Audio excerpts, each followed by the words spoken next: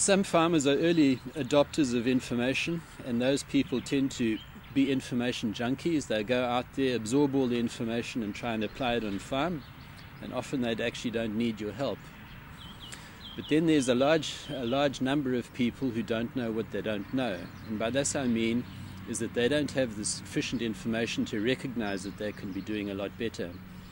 I'll give you a concrete example of somebody in this category.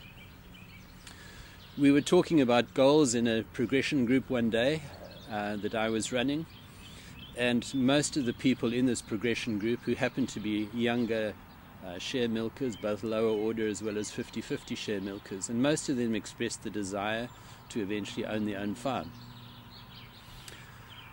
But they had never actually sat down to quantify what that would mean in terms of financial performance and scale of operation in order to achieve their goal.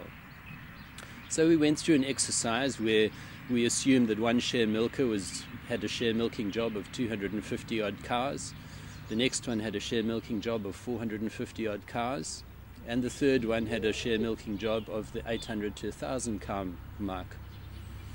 And we quantified the free cash that these three different share milking operations would throw off over a 5-year period.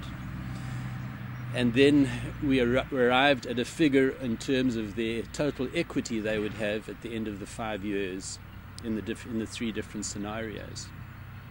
The moment we'd done that, it was quite clear that if farm ownership was a genuine goal that those share milkers had, that they could not afford to stick at a 250 or 300 cow share milking job, or even a 400 or 500 cow share milking job.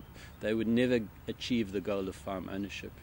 They had to expand scale to a minimum of 800 cows, preferably moving up to 1,200 cows. That was the only way they could ever get to their goal. Quite a few share milkers in that particular group found this to be quite an eye-opener. They had never actually gone through the exercise of putting pen to paper and working out the free cash that they would have and the equity growth that they would achieve by remaining in the size of operation that they were on. So they had this vague dream which they'd never actually quantified, and it would always be a vague dream unless they actually went through the quantifying process. So that's an example of a lot of people don't know what they don't know.